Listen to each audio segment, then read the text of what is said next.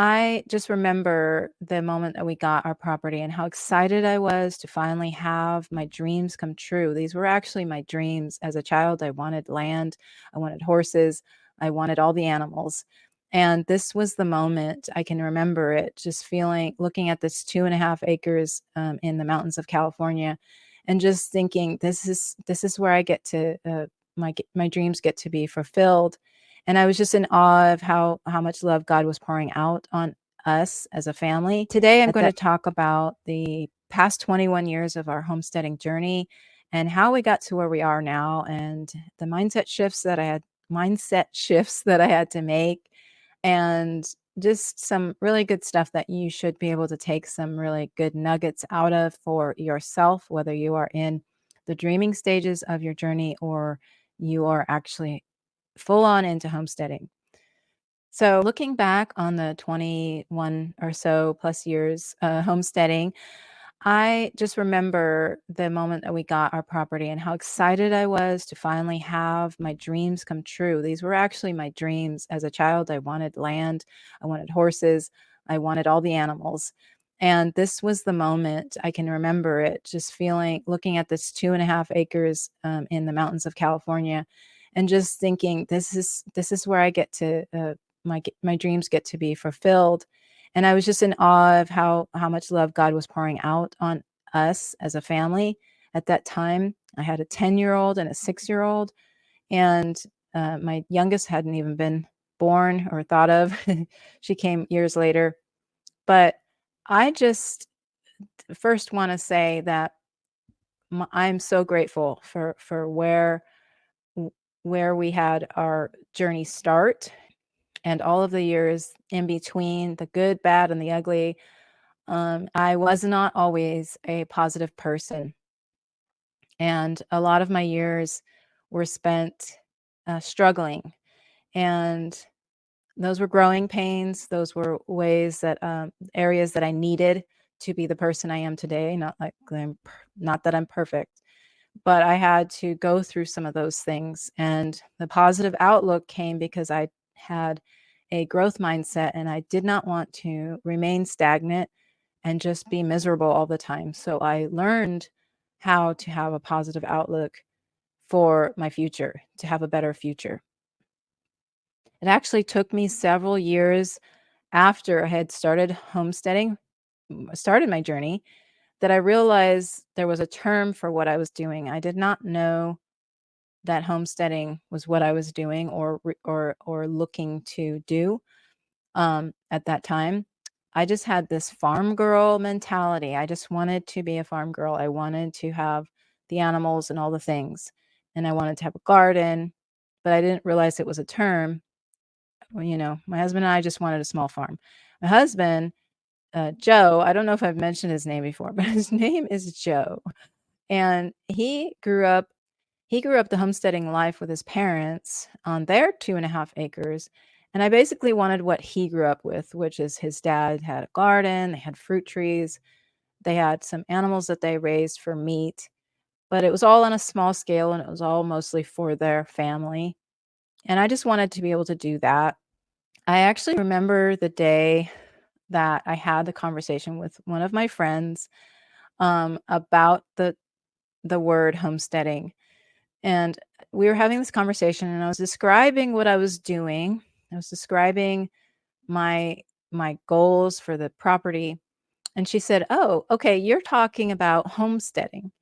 And I was like, "I am." Like, I didn't really realize I was talking about homesteading, or I didn't realize there was a term for it outside of farm girl. And it was just a really funny conversation. It was just like this moment in time where I remember, like, now I'm on a journey, and I know what it is, what it's called. And so I did the thing where I went on Google and learned as much as I could about this lifestyle called homesteading. And of course, this was modern homesteading and not homesteading from the Homestead Act. So after my friend shared this, I went on this rabbit trail. I learned as much as I could about homesteading and what people were doing at that time. And that's, eventually Healthy Homesteading was born, which is my website, healthyhomesteading.com. But those friends, the friend that I'm mentioning, is her name is Leslie, and her husband name is Adam, and they have a business called Be Kept, and you may have heard them because Adam is taught at the Homesteaders of America conference. He's taught at those his natural beekeeping methods. Anyway, it's just funny to think that I didn't even know what I was doing when I started, and I just kept doing the thing that I wanted to do, and then I discovered that there was an actual whole movement, a whole modern homesteading. So there are 3 stages that I feel like I've been through on my homesteading journey, and you might be able to identify you in one of these stages as well. So I would say the first stage was the building a homesteader mindset stage, which was included all the things that understanding what it took to be a homesteader, and the idea that I wanted to produce more and consume less. And for us, it included buying the land for us to have, to continue this mindset on, to expand. And then the second stage would be the building a homestead stage, like building the skills, building the actual property up. And this was the large portion of our homesteading journey. The largest portion of our homesteading journey so far is the years where I was, building up my skills, learning how to do all the things, and just really enjoying the lifestyle. I did have some times where I overdid it, but this was the stage where I learned a lot in a short amount of time. Now we're in the third stage of our homesteading journey, which is the rebuilding stage. And not everyone has to go through this. Some people will go through this even if they don't move. Their priorities change and they want to do something different but stay in the lifestyle. This happens when your kids grow up and move out of the house and you have less need for certain things. So you may be in the rebuilding stage if you happen to be listening this, uh, and you're in the rebuilding stage. This is where I'm at right now, where we're starting over. We are starting over from scratch because we moved from one state to another. But the mindset part, I didn't have to rebuild that, obviously. I did have to really do a lot of heart and soul searching to find out what it is I really want to do this time around. But I'm still a homesteader. That never left me, even though there was years in between us owning our property in California and us owning our property here in Georgia, that we weren't doing really any homesteading things. So I didn't stop being a homesteader just because I didn't have the property. Um, so that's the stage I'm in right now. We're really trying to decide, how much we want to do here. How do we want to rebuild our property? And so I'm going to go into a little bit more detail of all these stages of my journey, and to help you possibly, shape your homesteading life the way you want it to be, and maybe take some nuggets of knowledge that I've had, some experience that you can take with you as you move forward. So the first stage of my journey, I didn't even know about the modern homesteading journey for most of it. Like the beginning stages, I didn't even know that's what I was doing. So I didn't know that there was this whole other world of people that were emerging and coming up, wanting the same thing. I just knew I wanted to live in the country, raise animals, grow a garden. I had never lived in the country before our property in California. I moved a lot around as a kid. I lived in Hawaii. I lived in Northern California, Frankfurt, Germany, Southern California again. And we moved around. And within those states and in Germany, we moved around a lot within each place that I lived. So putting down roots was just not a thing I got to do. The longest run I had was when we lived in Northern California and then Southern California. So California, I lived in most of my life, but it was still hard for me because we moved around a lot. So the idea of building a permanent home was very appealing to me, and I really wanted our home in California to be the home that we lived in, like, till we died. Got old. My husband and I got old, sitting on the front porch I mean, I had visions of us doing that on that property, and we really loved living there. As a child, I daydreamed of living on a farm, like I've mentioned many times, with my horses and my other farm animals. And so, as I was building my homestead in the second stage of my journey, the idea of having a lot of animals was very exciting to me. I wanted as many as I could have. So and that's where my excitement got a little out of hand, and I pretty much tried to do all of the things. I ended up having like uh, a very overwhelming experience at times. And I really did it all to myself. I have no one to blame for but myself, but I was very curious and I really wanted to learn a lot of things because I loved the lifestyle. Because I did start off slowly, I think I was just really, really ready when I got the green light to go, I was really, really ready. And it kind of got out of hand, and I kept adding things. It was a combination of wanting to know how to do things though, and also just like a little bit of FOMO, like other people were doing some things and I wanted to try that out too. But a lot of curiosity. Like I said, I just really wanted to learn these things. But what I didn't have was a sustainable mindset. I didn't understand back then that what I was doing was not going to be sustainable for very long. I had a lot of responsibilities already, and I did not need to be adding more responsibilities to my plate. Many of the things that I was trying to do were not sustainable. Like the things themselves, the way I was doing it wasn't going to keep working. And I didn't have the time or energy to do all of them, and I just didn't realize that. So I've said this many times, but do try to slow down a little bit and just make sure that you're adding the things that you're really passionate about, really see, benefit to having. But I'm not upset with myself. Like I don't regret doing those things, going through that period because it did teach me a lot. I don't think you need to go through something like that to learn not to go through something like that. But many of the things that we choose to do, that we chose to do back then, I could have easily found another homesteader or a farm who were doing those things to provide that thing that I wanted. Like an example that I did end up doing was I wanted a steer to raise for meat, but our homestead was very small and we had no pasture land. So we would have had to like spend a lot of money on hay to raise a steer. But instead, I had an arrangement with a barter arrangement with a neighbor who raised beef cattle, and I traded goat milk and eggs for grass-fed beef. So it was a really amazing arrangement and it worked out really good. And I was able to have the fresh grass-fed beef and not have my own uh, cattle. So there are things like just remember that as you're going through your own journey that, I've said it many times before, but it's just worth saying again that the people around you they can provide the thing that you want and even the experiences sometimes if you get creative and offer a barter in responsibilities.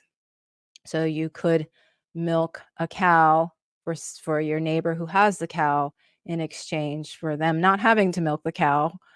Sometimes they'll pay you in the milk, which I've had and I have done for with our goats. So if you are in the middle stage, the second stage of your homesteading journey, where you're really learning the skills and you're tempted to add on all of these extra things. Just remember there is your community.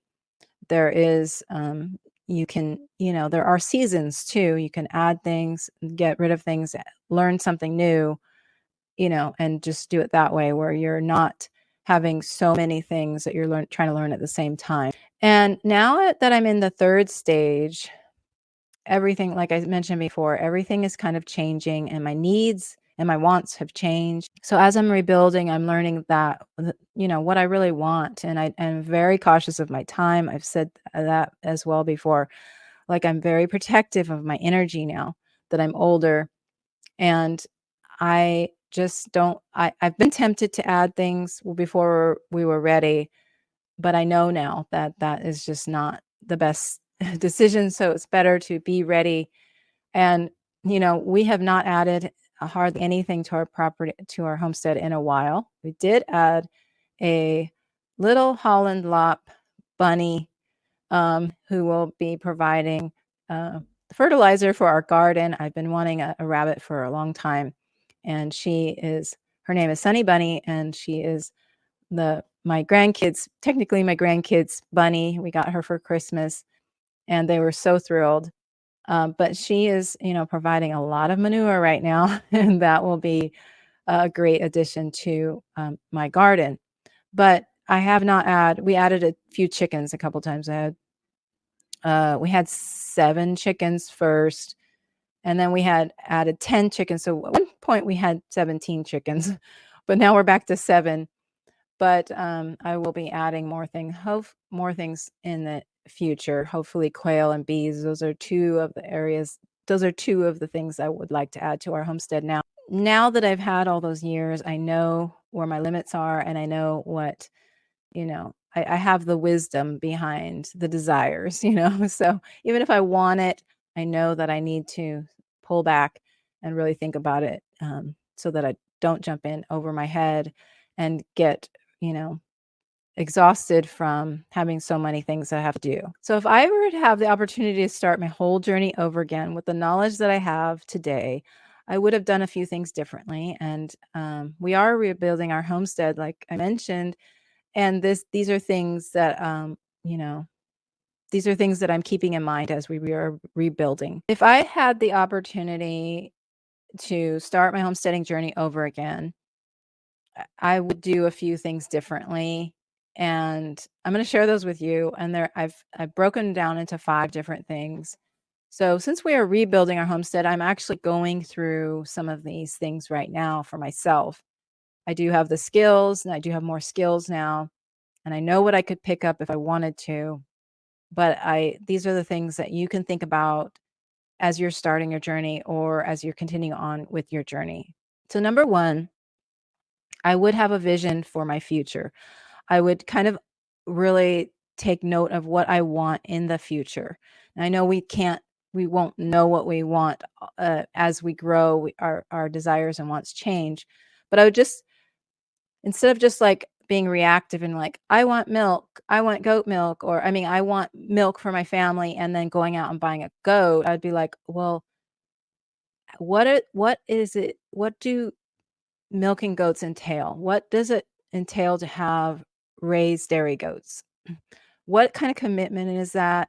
Do I have the energy for a long-term commitment? And the answer for you might be yes, and the motivation might be for you to be yes. But I just would would have like had more of a long-term vision for my homesteading journey. I'd ask myself what I want my future to look like, what I want to be able to do in the future, what I want to be able to know in the future. And is it really important to me that I know all of these things? Or can I just get away with being really good at a few things? Like, would I be satisfied with that? And number 2 would be doing a time and energy assessment or audit. Like I would really look into what it is I'm able to do at the moment, at the current state. So for me, is right now, like, do I have the time uh, to really do this every day, or how much time do things really take? That's another thing. Like, I think we're very optimistic about how much time things take. So we're like, yeah, of course I can add that onto my plate. But what really ends up happening is that it really takes way longer than you think. So I'd really actually do a time assessment. Like, how long does it take for me to take care of these animals? And a way you could do that before you have your own animals is by helping another homesteader and just seeing how much time it actually takes to do some of the things that you wanna do. And I'd also include some possible emergency situations. There always seems to be emergency situations when it comes to animals, So livestock tend to do some things. They get out, they get hurt, they die, they get injured. There's just so many things that can happen with livestock that you want to be sure that you have the time and energy for possible emergencies. So, and if you don't, you can always downsize and say, okay, less of these in my life would be okay too. So, do I need to purge? Do I need to downsize?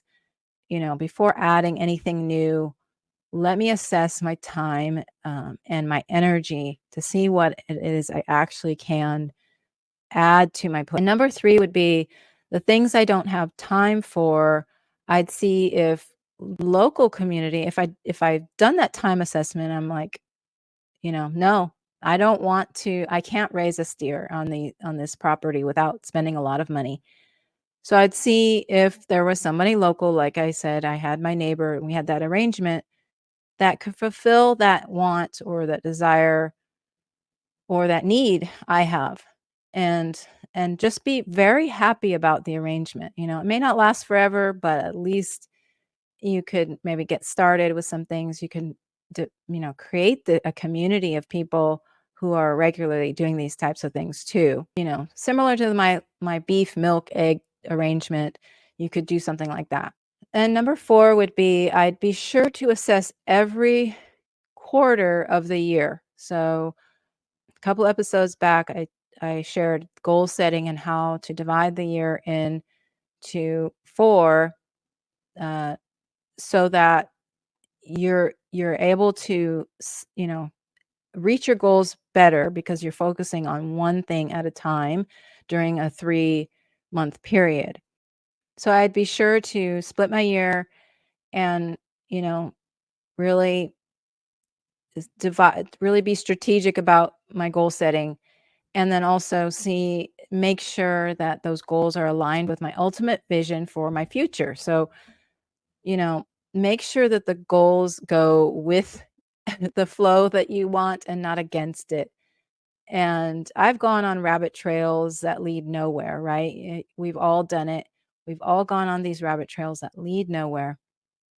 But if you have this vision for your future and you have a strategic way that you are, accomplishing your goals, then you'll stay, those rabbit trails will be less and less. And number 5, I'd also be sure to have a sustainable income plan that would increase profits year over year, and making sure that my time and energy aligned well with this income plan. So I've done a lot of different things over the years, and I would not say that my time and energy aligned with all of my income plans, and which is why a lot of them weren't successful, because it wasn't aligned with the lifestyle I was trying to live. And that is something I would have done because, savings plans also, that's, you want to have savings for the emergencies and that sort of thing. But to have an income plan, especially as being a stay-at-home mom, yes, it would have been, you know, nice to be able to only concentrate on my kids and their homeschooling, but I also had other aspirations, and I like being an entrepreneur. So, but I really think it's just important, especially now in 2024 and beyond probably, is that we need to just have this, multiple income streams. And I'm not saying it has to be in a way that is causing you to take all the time away from your family, but if you could align it with your lifestyle, and that would just be the most ideal, right? So that's what I would have done. So those are the 5 things I would have done had I been able to go back and do things over again. I don't know where you are in your journey. You are somewhere on the timeline that I probably mentioned. You're in one of the stages, more than likely. So I hope these tips will help you on your journey. If you're in stage 1, you can prepare your mind. You can learn as many skills as you can in your kitchen. You don't have to have property to start your homesteading journey. Okay, you can even homestead on a small piece of property. You don't have to have property. But when you do, or if you do, if you desire to have property, you'll be prepared and you'll be ready and you'll be able to go from knowing, you won't have to start from scratch, is what I'm saying. So if you're in stage 2 of your journey, think about your vision for your future homesteading. Like, what do you want in the future? What is the ultimate goal here? And do your time audits, do your energy audits. Do you need to let some things go? Those are some questions you can ask yourself. And if you happen to be in the 3rd stage like me, ask yourself, am I living the life I dreamed about? Am I a slave to my homestead? Or is this lifestyle, can I sustain it for years to come? Have your needs changed over the years? Or, like do you need to adjust your goals? Is it maybe that now that you don't have a family anymore or small children that you're raising on the farm, maybe you can reassess and do things differently. So, you have permission to change. Not that I need to give it to you, but you do have permission to change your lifestyle. So those are the tips I have for you. I hope that was helpful. If you have any thoughts on this, I would love to hear from you. You can email me at mona@healthyhomesteading.com. And, don't forget, if you're just starting your journey, to get the checklist that I have free available, and the link will be in the show notes as well. And I hope you have just a wonderful rest of your day, or whatever time you're listening to this. I hope it is wonderful. Um, and I will talk to you next week.